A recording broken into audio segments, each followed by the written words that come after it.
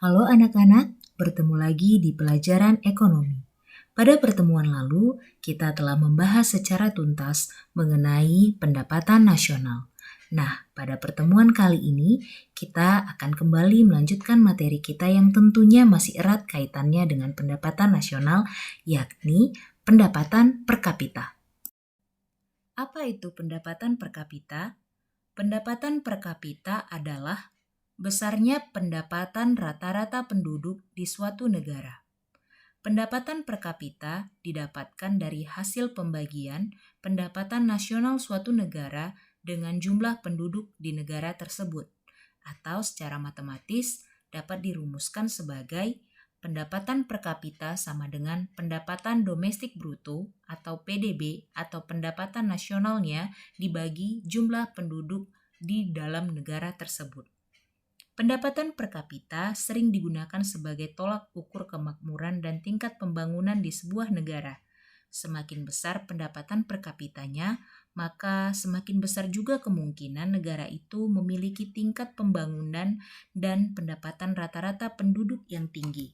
Jadi, pendapatan per kapita sering juga dijadikan sebagai indikator untuk mengukur tingkat kesejahteraan suatu masyarakat dalam suatu negara. Untuk apa ya pendapatan per kapita perlu dihitung? Nah, secara umum ada 4 kegunaan perhitungan pendapatan per kapita. Supaya lebih jelas, yuk kita bahas satu persatu. Manfaat dari perhitungan pendapatan per kapita yang pertama adalah digunakan untuk melihat tingkat perbandingan kesejahteraan masyarakat suatu negara dari tahun ke tahun. Sebagai contoh, disajikan sebuah diagram batang yang menunjukkan data BPS mengenai pendapatan per kapita Indonesia dari tahun 2000 sampai dengan 2013. Dari data tersebut ditunjukkan bahwa pada tahun 2009, pendapatan per kapita penduduk Indonesia sebesar 23,9 juta. Ada kenaikan sebesar 14% dibanding tahun sebelumnya. Tahun berikutnya, yakni tahun 2010, pendapatan per kapita masyarakat kembali meningkat menjadi 27,4 juta. Peningkatan sebesar 14,6% dibanding tahun 2010. Pada tahun 2011, pendapatan per kapita juga mencapai sebesar 30,6 juta, terjadi kenaikan sebesar 11,6%. Maka dapat disimpulkan bahwa pendapatan per kapita Indonesia dari tahun ke tahun mengalami kenaikan. Juga dapat kita simpulkan, maka terjadi juga tingkat peningkatan kesejahteraan masyarakat di Indonesia dari tahun ke tahun.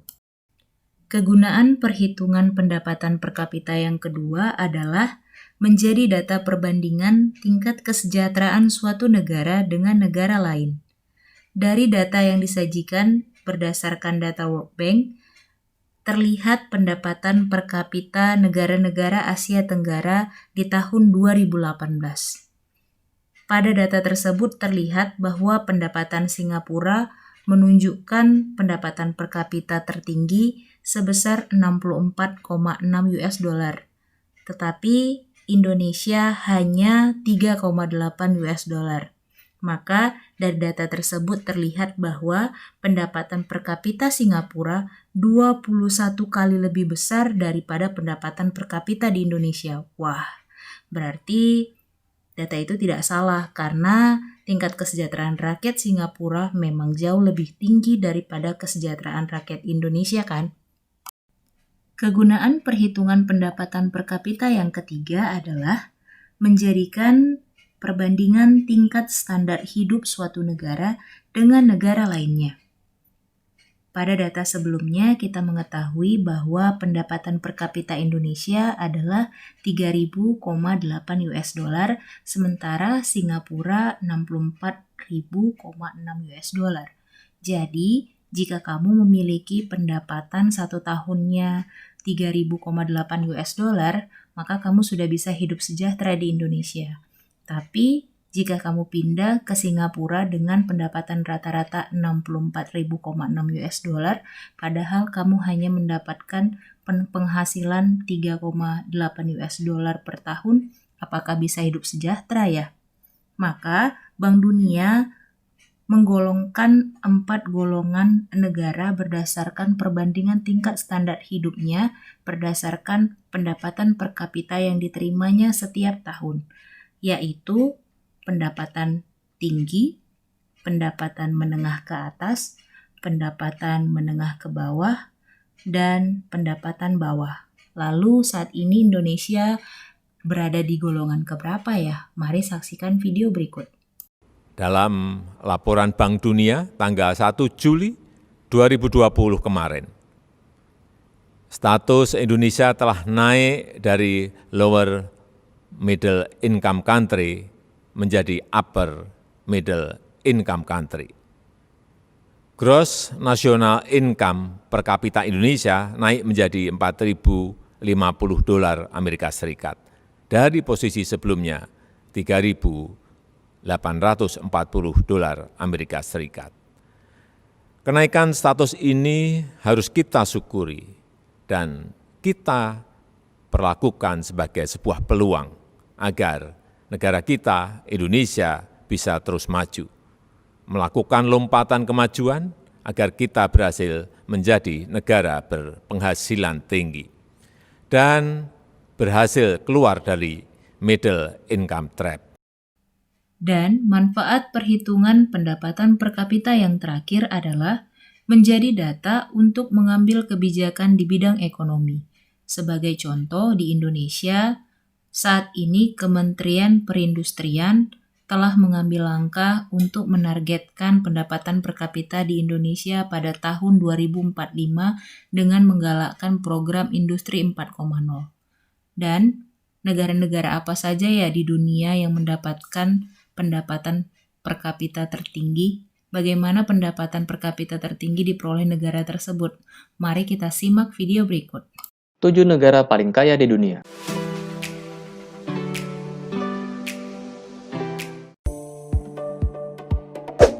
Irlandia. Negara kecil yang terletak di bagian barat laut Eropa ini memiliki populasi yang berjumlah lebih dari 4 juta jiwa.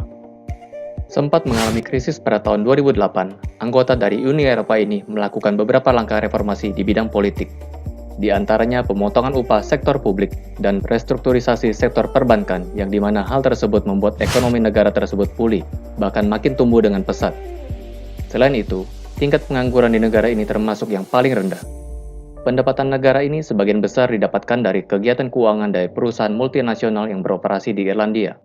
Dengan memiliki peraturan yang efisien dan tingkat pajak yang rendah, membuat pihak asing banyak berinvestasi di negara ini.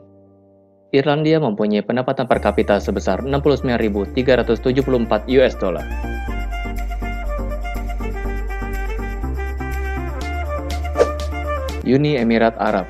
Negara ini merupakan jajahan dari kolonial Inggris sebelum akhirnya merdeka pada 2 Desember 1971.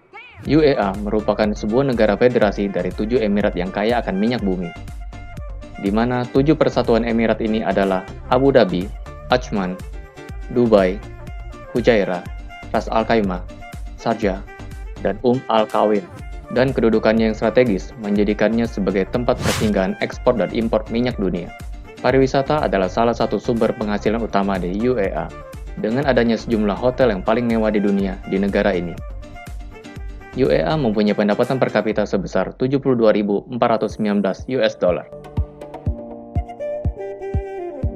Kuwait.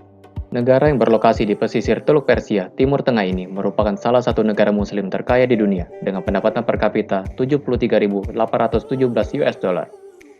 Negara ini berbatasan dengan Arab Saudi di sebelah selatan dan Irak di utara. Kekayaan Kuwait paling utama berasal dari penjualan minyak bumi. Penduduknya secara tradisional mencari nafkah dari pembuatan kapal, budidaya mutiara, perikanan, dan beternak. Selain itu, negara yang memakai mata uang dinar ini juga dikenal memiliki sistem perbankan yang sangat baik. Di sisi lain, negara Kuwait termasuk negara yang cukup aman karena tingkat kejahatannya yang rendah.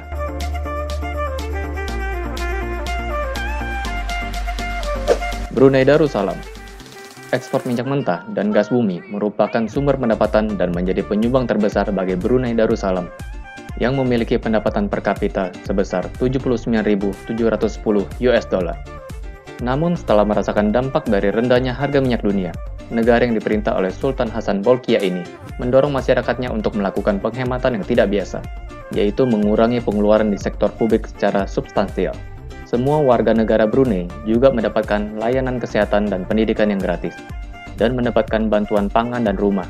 Karena kurangnya transportasi umum, pajak yang rendah, dan bahan bakar yang murah, Brunei adalah salah satu negara dengan tingkat kepemilikan kendaraan bermotor yang tertinggi.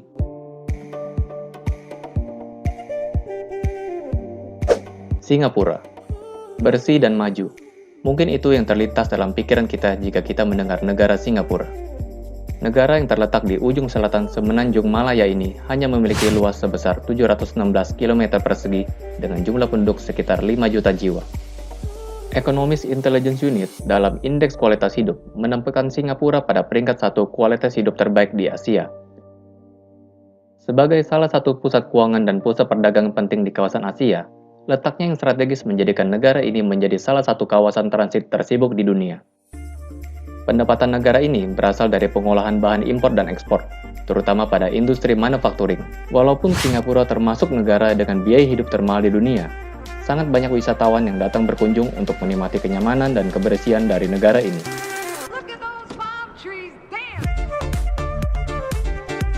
Luxembourg. Luxembourg adalah salah satu negara terkecil di Eropa dengan luas hanya sekitar 2.586 km persegi. Negara ini memiliki kondisi ekonomi yang stabil, dengan pendapatan yang tinggi, pertumbuhan yang moderat, inflasi yang rendah, dan tingkat pengangguran yang rendah, menjadikan negara ini salah satu negara terkaya di dunia, dengan pendapatan per kapita sebesar 101.936 US dollar. Selain itu, Luxembourg juga memiliki pendapatan negara dari sektor industri baja, kimia, karet, dan produk-produk lainnya. Industri agrikultur di Luxembourg berasal dari pertanian yang dimiliki oleh keluarga para petani. Di sektor jasa, khususnya perbankan, merupakan sektor yang terus berkembang di Luxembourg. Qatar. Qatar adalah negara terkaya di dunia saat ini. Terletak di sebuah semenanjung kecil di Jazirah Arab, negara ini memiliki pendapatan per kapita sebesar 127.523 US dollar. Pendapatan negara ini berasal dari industri pertambangan gas alam dan minyak bumi, di mana Qatar merupakan pengekspor gas alam terbesar kedua di dunia. Dan untuk mengurangi ketergantungan terhadap sumber daya alam, Qatar menguatkan diri menjadi produsen di sektor jasa, yaitu salah satunya adalah Qatar Airways, yang selalu masuk jajaran maskapai penerbangan terbaik di dunia. Kemudian ada Ooredoo, salah satu perusahaan telekomunikasi milik Qatar dengan jumlah pelanggan mencapai 114 juta di 10 negara. Dan juga bisnis media mereka, Al Jazeera dan beIN Sport, yang sangat berkembang dengan pesat. Menurut Global Peace Index, Qatar termasuk salah satu dari 30 negara paling aman di dunia.